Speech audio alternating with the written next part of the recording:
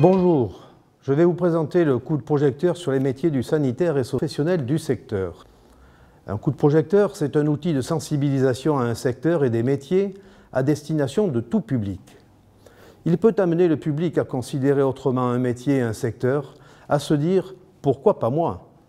Il peut alors donner envie d'aller plus loin dans la recherche d'informations et de découvertes. Il est composé en général de 3 à 5 ateliers. L'objectif de ces ateliers est de permettre au public de s'approcher, de manipuler, de toucher, de réaliser un geste professionnel. 3 à 5 panneaux d'information complètent ces ateliers.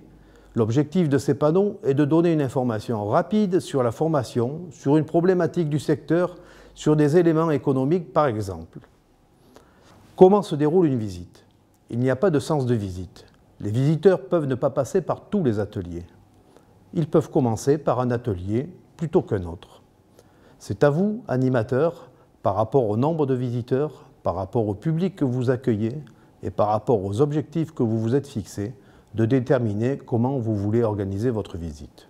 Néanmoins, tel que le coup de projecteur a été conçu, nous estimons la durée d'une visite à 1 heure en moyenne, soit environ 10 minutes par atelier, et ce, pour un groupe de 15 par chiffré sur le secteur et les métiers.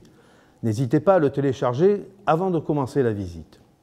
C'est parti, je vais vous montrer les ateliers et panneaux d'information sectoriels. Le coup de projecteur sur les métiers du sanitaire et social est composé de 4 ateliers de manipulation, d'un plateau-jeu et de 5 panneaux d'information sectoriels. Les panneaux portent sur les niveaux de formation indispensables pour se former à des métiers du sanitaire et social. Un zoom sur « Je soigne et prends soin des personnes », définissant les termes « soigner » et « prendre soin » et indiquant par métier le nombre de professionnels exerçant en Aquitaine. Un zoom sur « soigner », c'est choisir parmi 200 métiers qui précisent le rôle et la fonction d'infirmière et d'aide-soignante et que les accès à ces métiers sont également possibles pour les hommes. Un zoom sur l'aide du professionnel pour soulager le handicap, insistant sur la notion d'aide et définissant le handicap. Enfin, un zoom accompagné par des métiers du social, présentant les notions d'accompagnement, d'aide et les grandes spécialités du domaine social. Je vais maintenant vous présenter les différents ateliers. Atelier la mobilité.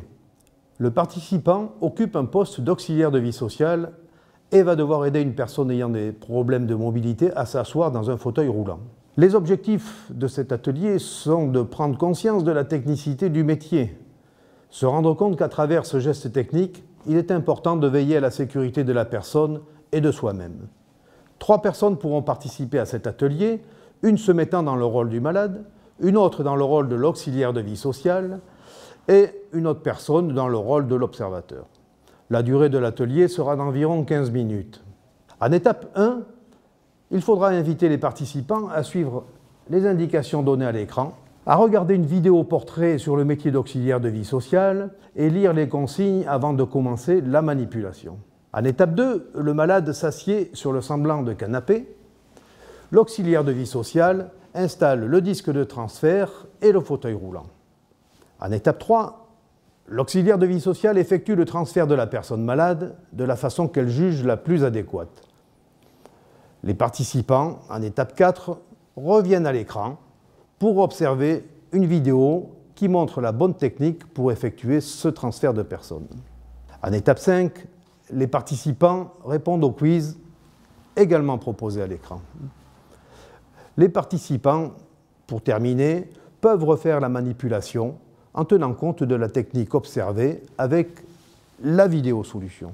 On peut considérer que cet atelier a un lien avec les métiers qui seraient brancardier, auxiliaire de vie sociale, assistante de vie dépendance, etc. Atelier des soins techniques. Le participant occupe un poste d'infirmier. Il va devoir réaliser un bandage sur un bras et également contrôler la conformité d'un pilulier vis-à-vis d'une ordonnance. L'objectif recherché est de prendre conscience de la technicité du métier d'infirmier et de sa haute responsabilité vis-à-vis du patient et du médecin. La durée de l'atelier est d'environ de 15 minutes pour 3 à 4 participants. En étape 1, il faudra inviter les participants à suivre les indications données à l'écran Ils regarderont tout d'abord une vidéo portrait sur le métier d'infirmier et liront ensuite les consignes avant de commencer les manipulations. En étape 2, les participants observent l'ordonnance qui est placée sous cadre et le pilulier et vont devoir ensuite répondre à l'écran sur la bonne conformité du pilulier vis-à-vis de l'ordonnance, et cela jour par jour.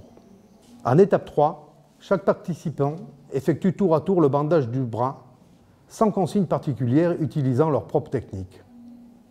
Ensuite, les participants reviendront sur l'écran pour suivre les indications données qui expliquent la bonne technique pour réaliser le bandage. Et enfin, en étape 4, les participants répondront toujours à l'écran à un quiz. On peut considérer que cet atelier approche les métiers de médecin, d'infirmier, etc. Atelier les soins au quotidien.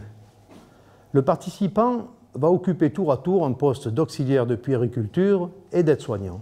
Il va devoir procéder au changement de couche d'un bébé et à une prise de tension artérielle sur lui-même. Les objectifs recherchés sont de prendre conscience de la technicité des métiers d'auxiliaire de puériculture et d'aide-soignant. De plus, on insistera sur la sécurité qui doit être observée lors du change d'un bébé. La durée de l'atelier sera d'environ 20 minutes pour 3 ou 4 participants. En étape 1, invitez les participants à suivre les indications données à l'écran. Ils vont tout d'abord regarder une vidéo portrait sur le métier d'auxiliaire de puériculture. Ensuite, ils liront les consignes avant de commencer la manipulation. En étape 2, ils observeront à l'écran la technique de désinfection des mains et tour à tour se désinfecteront leurs propres mains. En étape 3, les participants vont devoir maintenant changer la couche du bébé et procéder au nettoyage adapté, et ce, sans consigne particulière. Ils reviendront sur l'écran en étape 4, où les participants regarderont une vidéo montrant la technique de change d'une couche. Ils observeront ensuite des remarques écrites sur cette opération de change et sur la sécurité vis-à-vis du bébé à ce moment-là. En étape 5, toujours à l'écran, les participants regarderont une vidéo portrait d'une aide-soignante. Ils regarderont toujours à l'écran les consignes pour effectuer une prise de tension à l'aide d'un tensiomètre électronique. En étape 7, ils reporteront ensuite les chiffres de leur tension et de leur pouls sur la feuille prévue à cet effet. Après les manipulations, en étape 8, les participants auront des explications sur la prise de tension et de pouls et répondront au quiz proposé à l'écran. Les métiers concernés par cet atelier sont ceux d'aide-soignante, d'infirmier, d'auxiliaire de puériculture, pourquoi pas de sage-femme, etc. Atelier l'autonomie. Le participant occupe un poste d'auxiliaire de vie sociale, d'ergothérapeute. L'objectif recherché est de prendre conscience que le handicap fait perdre de l'autonomie et que différents outils peuvent aider les personnes à retrouver de l'autonomie à condition d'avoir la connaissance de ces outils. La durée de l'atelier est d'environ 15 minutes pour 3 ou 4 participants. En étape 1, les participants vont regarder l'écran et pourront observer une vidéo portrait d'un ergothérapeute. En étape 2, après avoir regardé les 7 couverts se trouvant dans la vitrine, les participants répondront à l'écran à un quiz afin d'identifier le nom des couverts numérotés de 1 à 7. En étape 3, les participants pourront ensuite voir à l'écran la bonne solution et une explication sur qui peut utiliser les différents couverts présentés dans la vitrine et qui permettent de donner de l'autonomie à la personne. En étape 4, toujours à l'écran, les participants liront de nouvelles consignes pour une deuxième manipulation. Ils devront tout d'abord mettre les mains dans un manchon qui leur donnera la sensation de ne pas pouvoir plier les doigts et devront trouver les ustensiles adaptés qui leur permettra de retrouver de l'autonomie pour se saisir de morceaux de pâte à modeler dans cette assiette et devront donc choisir les bons instruments. En étape 5, les participants verront ensuite à l'écran les ustensiles qu'il fallait choisir ainsi qu'une explication sur la manipulation. Enfin, en étape 6, les participants répondront à un quiz toujours proposé à l'écran. On peut considérer que les métiers approchés dans cet atelier sont ceux d'ergothérapeute, d'auxiliaire de vie sociale, d'assistante de vie dépendance, etc. Atelier plateau-jeu. Nous nous trouvons devant un plateau-jeu où là, les participants vont jouer en équipe, un peu comme un trivial poursuite. Les consignes sont affichées sur le plateau. L'objectif est de découvrir les formations, les qualités requises et les métiers d'éducateurs spécialisés, d'aide médico-psychologique, d'assistant social et de conseiller en économie sociale et familiale, en répondant aux questions posées par l'équipe adverse. Si la réponse est bonne, l'équipe remporte la pièce d'un puzzle associée à la couleur de la question. L'équipe gagnante est celle qui a réussi à faire son puzzle en entier dans le temps imparti qui est de 10 minutes et limité par le sablier.